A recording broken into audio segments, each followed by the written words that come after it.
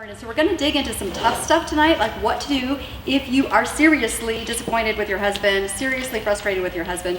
What are you going to do? So first, let's look at the two main reasons for disappointment or frustration. And the first is that your man is engaged in sinful or destructive behavior. But a second reason that's actually super common, that we probably all experience for being frustrated, disappointed, is unmet expectations. Unmet expectations for what you thought your marriage or your husband would be like. Because we all have these subconscious expectations, like, I thought it would be like this, and it rarely turns out like that. It usually doesn't. And so maybe you thought your husband would want to have lots of family time with the kids, and that's not so much his plan. Or maybe you expected your husband to be super romantic and always be bringing you flowers and the most well thought out greeting cards on Valentine's Day, or whatever it means for you. Or maybe you expected your husband to love having your mother over all the time. Or maybe you thought your husband would want to pray with you because he's a Christian, but he doesn't really want to do that. And you're like, what? Or maybe you thought your husband would share his deepest feelings and fears and thoughts and dreams with you, and he doesn't really do that. Or maybe you thought he would eagerly help with the household chores, that this would just be a no-brainer, that you just split him down the middle, and he's not so into that. Or you always expected him to speak in this gentle voice with you. I always thought that would be how it would be, like, you marry the person of your dreams and they just always tender at every moment with you. And then you marry someone with Latino blood and it's never a quiet voice, Anyway. Or maybe you thought your husband would spend most of his free time hanging out with you and want to spend every moment of his day with you, and he's just not like that. So we have these unmet expectations, right? And they can be a source of disappointment. So what to do if you are frustrated or disappointed because he's falling short of your expectations. And the first major point here is give up the fairy tale notion of a perfect husband. Amen. I'm sorry, but we all have to give up the fairy tale notion of a perfect husband. I know we all wanted the Prince Charming, and we're the Cinderella, and he carries us off to the castle, and we get beautiful dresses, and he treats us and we sit on a cushion with a little tiara, and people wait on us, and anyway, it's just not going to be like that. Even the modern princess. Even the modern romantic. Just not going to happen. Just not going to happen. And when we watch all the romantic comedies, we really do get this kind of weird view of what it's supposed to be like, right? We think it's going to be like romantic comedies, and it's just not. So, and I'm still shocked. I'm getting better, but I still get shocked whenever Raul does something wrong, and I'm always like, oh, he's a pastor.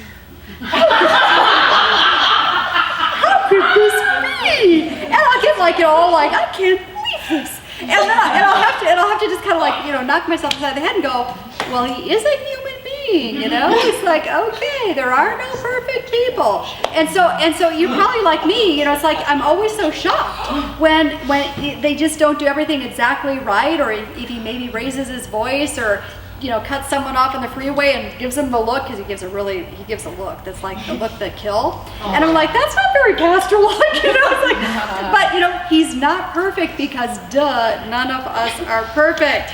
Okay, point number 2, realize that your husband is also likely disappointed or frustrated as well, because believe it or not, you are not perfect either.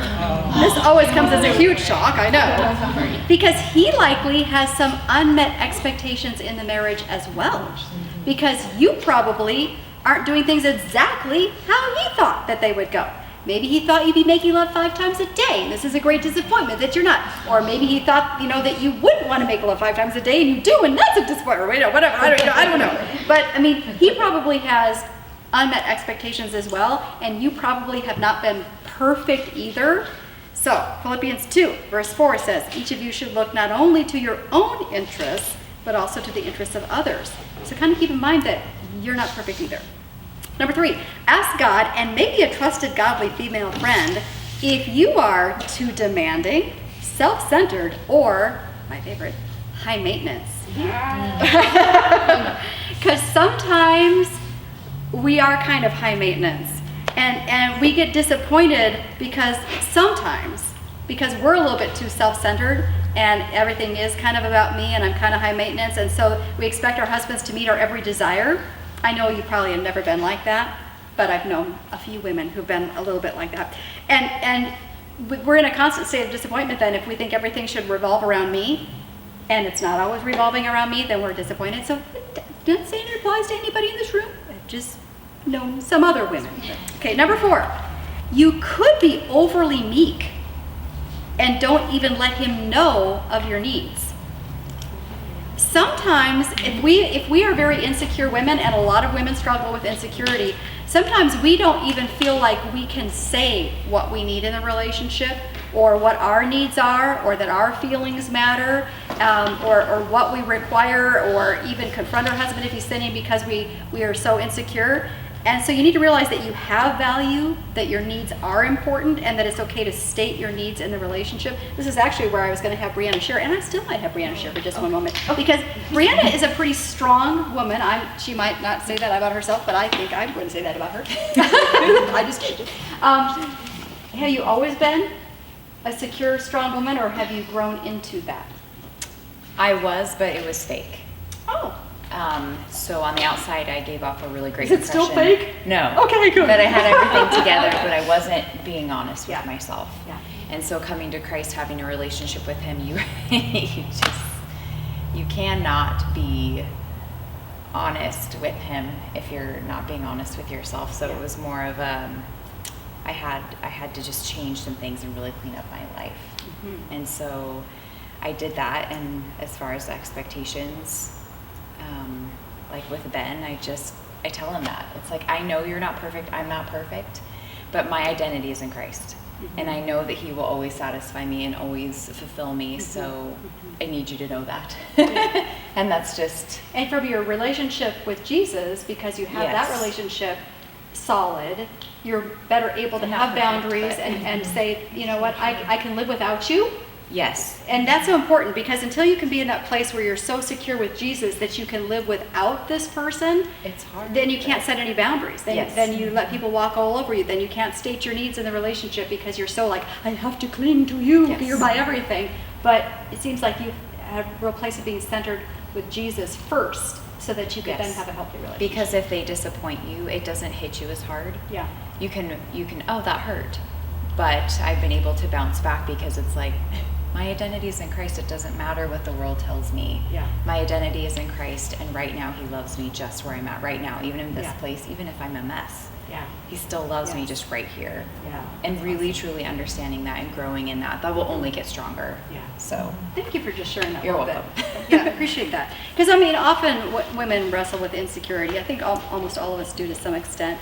But really, for me, it was one of my favorite verses is in Hebrews 13, and it's just kind of been a lifeline for me. Is that, and God says, "I will never leave you nor forsake you," and that's just such a great promise to hold on to. No matter what you're going through in any of your relationships, when you realize that as you attach yourself to God and really seek Him, that He says, "I will never leave you nor forsake you," it just gives you such a strong position to be like, okay, whatever happens out here, yeah, it's going to rock my world a little bit, but I'm still clinging to the solid rock of Jesus, and I'm going to be okay. And I can now have boundaries, and I can now confront you, because even if you were to desert me, whoever you are I'm talking to, you know, like whether it's a boyfriend or a husband, even if you were to get up and pack up and go, I'm going to be okay, because Jesus will never, never desert me. He will never leave me nor forsake me. Such a great verse to cling to. It's in Hebrews 13.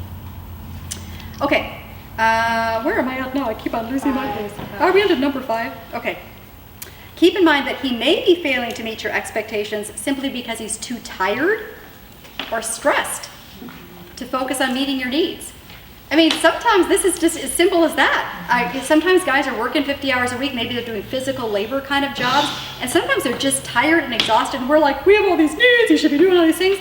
Maybe he needs you to think about how you can help him in coming up with a different schedule for rest. Are you guys taking a Sabbath rest? That's one of the 10 commandments. Number 6, he may be purposely avoiding meeting your needs because he is resentful toward you. This actually happens quite a lot. We can resent our husbands, but our husbands can also resent us. And sometimes they're not going to meet your needs, even though they know what they are, because they're not happy with you and they've grown to resent you. If he has allowed himself to grow bitter or resentful, and you have failed to address the problem, then there's like this bitterness war going on back and forth. The resentful war is on. You resent him, he resents you. And you may if you ask him, are you resentful? At first blush, you might just say no, but you might need to press into that. No, really, would you be honest with me? I just sense that maybe you resent something. Can we talk about it?